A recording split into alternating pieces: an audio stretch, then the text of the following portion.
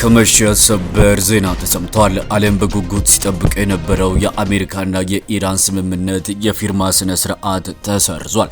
በስዊዘርላንድ ጄኔቫ አርብ ዕለት ሊካሄድ የነበረው በአሜሪካና በኢራን መካከል የተደረሰው የመግባቢያ ስምምነት ይፋዊ የፊርማ ስነ ስርዓት መሰረዙን ፓኪስታን አስታውቃለች። ታዲያ ስምምነቱ ለምን ሊሰረዝ ቻለ?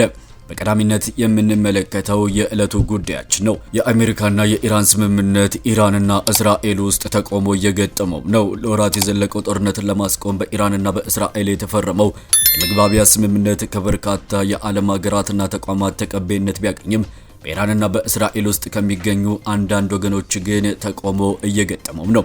የኢራን መሪዎች ስምምነቱ ቢፈርሙም የሟቹ መሪ አያቶላ አሊ ካሜኒ አክራሪ ተከታዮችና ደጋፊዎች በስምምነቱ ደስተኛም አይደሉም። ሌላኛው አንኳር ጉዳያችን ነው። ዶናልድ ትራምፕ በህዳሴ ግድብ ላይ የሰጡት አነጋጋሪ መግለጫ መነጋገሪያ ሆኗል። ይህንን እንመለከታለን። ሶማሌላንድ ከእስራኤል ወታደራዊ ስልጠና ድጋፍ እያገኘች መሆኑን ገልጻለች። እስከ መጨረሻው አብራችሁን ስትቆዩ ሙሉ ዘገባውን የምናስደምጣችሁ ይሆናል።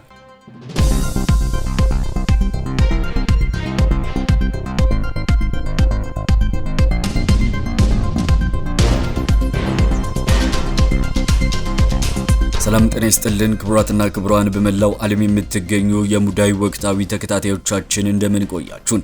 ከዚህ በላይ ባጭሩ ያስደመጥናችሁን ዘገባዎች በዝርዝር እናደርሳችኋለን። ቻናላችንን ሰብስክራይብ አድርገው ስራዎቻችንን ከወደዱ ላይክና ሼር በማድረግ ቤተሰብ እንዲሆኑ እየጋበዝን ወደ መረጃዎቹ ማለፍን። በጄኔቫ ሊካሄድ የነበረው የአሜሪካና የኢራን ስምምነት የፊርማ ስነ ስርዓትም ተሰረዘ። በስዊዘርላንድ አርብ ዕለት ሊካሄድ የነበረው በአሜሪካና በኢራን መካከል የተደረሰው የመግባቢያ ስምምነት ይፋዊ የፊርማ ስነ ስርዓት መሰረዙን ፓኪስታን አስታውቃለች። የፓኪስታን የውጭ ጉዳይ ሚኒስትር ኢሻቅ ዳር ለቢቢሲ እንደተናገሩት ኢራንና አሜሪካ ስምምነቱን በርቀት ፈርመው ይፋ ስላደረጉት በጄኔቫ ሊካሄድ የነበረው የፊርማ ስነ ስርዓትም ተሰርዟል። አንድ የፓኪስታን ከፍተኛ ባለስልጣን ቀደም ብለው ለቢቢሲ እንደገለጹት ቀጣዩ የድርድር ምዕራፍ በተናጠል ቴክኒካዊ ደረጃ በርካታ ጉዳዮች የሚነሱበት በመሆኑ የፓኪስታኑ ጠቅላይ ሚኒስትር ሼባዝ ሻሪፍ ወደ ጄኔቫ የሚያደርጉትን ጉዞ ወደ ሌላ ጊዜ አዟውሯል። የፊርማ ስነ ስርዓቱ መካሄድ አጥያቂ መሆን የጀመረው ሐሙስ ጧት ላይ ጠቅላይ ሚኒስትር በኤክስ ገጻቸው ካሰፈሩት ጽሑፍ ውስጥ ስለ አርብ ዕለት የፊርማ ስነ ስርዓት የጻፉትን ክፍል ቆርጠው ከሰረዙ በኋላም ነበር አሜሪካና ኢራን ከ3 ወራት በላይ የቆየውን የባሕረ ሰላጤውን ጦርነት የሚያስቆሙት የመግባቢያ ስምምነት በስዊዘርላንድ ውስጥ እንደሚፈረምና በዚያውም ቀጣይ ንግግር እንደሚካሄድ ሲናገሩም ቆይቷል። ዛሬ ማለዳ ፕሬዝዳንት ትራምፕና ፕሬዝዳንት ፔዜሽኪያን ከያሉበት ሆነው የስምምነት ሰነዱ መፈረማቸውን በማሳወቅ ዝርዝሩ ይፋ ሆኗል። ወደ ቀጣዩ መረጃችን ተሻገርን። የአሜሪካና የኢራን ስምምነት ኢራንና እስራኤል ውስጥ ተቃውሞ እየገጠመው ነው። ለወራት የዘለቀውን ጦርነት በኢራንና በአሜሪካ መካከል የተፈረመው የመግባቢያ ስምምነት ከበርካታ የዓለም ሀገራትና ተቋማት ተቀባይነት ቢያገኝም በኢራንና በእስራኤል ውስጥ ከሚገኙ አንዳንድ ወገኖች ግን ተቃውሞ እየገጠመው ነው። ኢራን መሪዎች ስምምነቱ ቢፈርሙም የሟቹ መሪ አያቶላ አሊ ካሜኒ አክራሪ ተከታዮችና ደጋፊዎች በስምምነቱ ደስተኛም አይደሉም።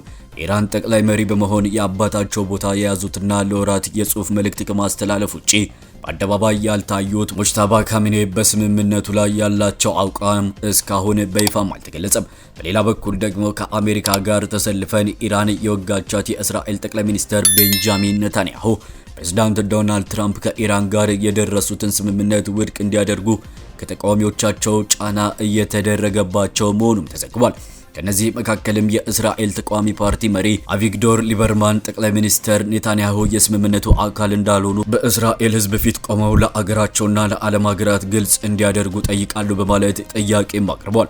ተቃዋሚው ፖለቲከኛ ጨምረው በኢራንና በሊባኖስ መካከል ያለውን ግንኙነት አንቀበለውም በማለት እስራኤል በሊባኖስ ውስጥ እያካሄደች ያለችው ወታደራዊ ዘመቻ ከኢራን ስምምነት ጋር መያያዝ እንደሌለበትም ተናግረዋል። ሊበርማን እኛ እርምጃዎች የምንወስደው በብቸኝነት የእስራኤል ጥቅም መሰረት አድርገን እንጂ የዓለም የነዳጅ ገበያና የአክሲዮን ዋጋን በመመልከት አይደለም ብለዋል። ወደ ቀጣዩ መረጃችን አለፈን።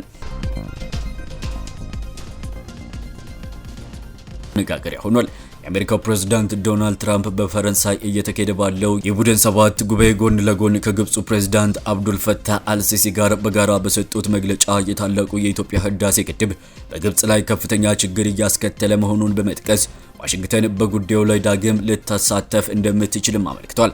ትራምፕ በናይል ውሃ ውዝግብ ዙሪያ ግብጽ በኢትዮጵያ በኩል በጣም ኢፍትሃዊ በሆነ መንገድ ተስተናግዳለች ያሉ ሲሆን የናይል ውሃ መሆን ከሚገባው በላይ እየቀነሰ መሆኑ ጉዳዩ ከሁለቱ መሪዎች ዋናው የውይይት አጀንዳዎች አንዱ መሆኑንም ገልጿል። በተጨማሪም በመጀመሪያ የስልጣን ዘመናቸው ወቅት የነበረ ሁኔታ ያስታወሱት ትራምፕ ያንን ስምምነት አጠናቅቄው ነበር፣ ከዚያ ግን የተጭበረበረ ምርጫ ተካሄደና ሌላ ሰው መጣ፣ እርሱ ደግሞ ስለ ጉዳዩ ብዙ የማያውቀው ነገር አልነበረም ሲሉ የአስተዳደሩ የለውጥ መፍትሄ እንዲያገኝ ማድረጉንም ተናግረዋል። አክለውም ምንም እንኳን የቀድሞ አስተዳደር ምንም ነገር መፍታት ባይችልም አሁን ግን እኛ ወደ ጉዳዩ እንመለሳለን፣ ልንፈታው እንደምንችል እናያለን በማለት የአሜሪካ በግድቡ ላይ ዳግም ጣልቃ ለመግባት ያላትን ዝግጁነትም አስታውቀዋል። ወደ ቀጣዩ ዜናችን አለፍን። ሶማሊላንድ ከእስራኤል ወታደራዊ የስልጠና ድጋፍ እያገኘች መሆኑን ገለጸች። የጦር ሰፈር ለመገንባት ከእስራኤል ጋር ድርድር ላይ እንዳልሆነችም አስታውቃለች። እስራኤል በሶማሊላንድ ውስጥ ምንም አይነት የጦር ሰፈር የላትም፣ ነገር ግን የአገሪቱን የፖሊስና የወታደራዊ ኃይሎችን እያሰለጠነች ነው ሲሉ የሶማሊላንድ መከላከያ ሚኒስትር መሐመድ ዩሱፍ አሊ ረቡዕ ዕለትም ተናግረዋል። ከሶማሊያ የመገንጠል ራሷን በራሷ የምታስተዳድረው ሶማሊላንድ እስራኤል በግብርናና በሌሎች ዘርፎች ላይ ኢንቨስት እንድታደርግ ጥሪንም አቅርባለች። እስራኤል ለሶማሊላንድ የሀገርነት እውቅና የሰጠች የመጀመሪያዋ ሀገር መሆኗን ተከትሎ የሶማሊላንድ ፕሬዝዳንት አብዱራህማን መሐመድ አብዱላሂ ለመጀመሪያ ጊዜ በዚህ ስምምነት ወደ ቴል አቪቭ ይፋዊ ጉብኝትንም አድርጓል። የመከላከያ ሚኒስትር መሐመድ ዩሱፍ አሊ ከልኡካን ቡድኑ ጋር አብረው ወደ እስራኤልም ተጉዟል። ሶማሊያ እስራኤል የሶማሊላንድ የሰጠችውን እውቅና ውድቅ ያደረገች ሲሆን ድርጊቱን በሉዓላዊነቴ ላይ ሆነ ተብሎ የተፈጸመ ጥቃት ስትልም ፈርጃለች። ሶማሊያ ጋርዲያን የተባለው የዜና ምንጭ ባለፈው እሁድ በወጣው ዘገባ እስራኤል በሶማሊላንድ ውስጥ የስለላ ጣቢያ መክፈቷንና የእስራኤል ጦር ሰፈር ሊቋቋም በሚችልበት ሁኔታ ላይ ውይይቶች መደረጋቸውን ዘግቦ ነበር።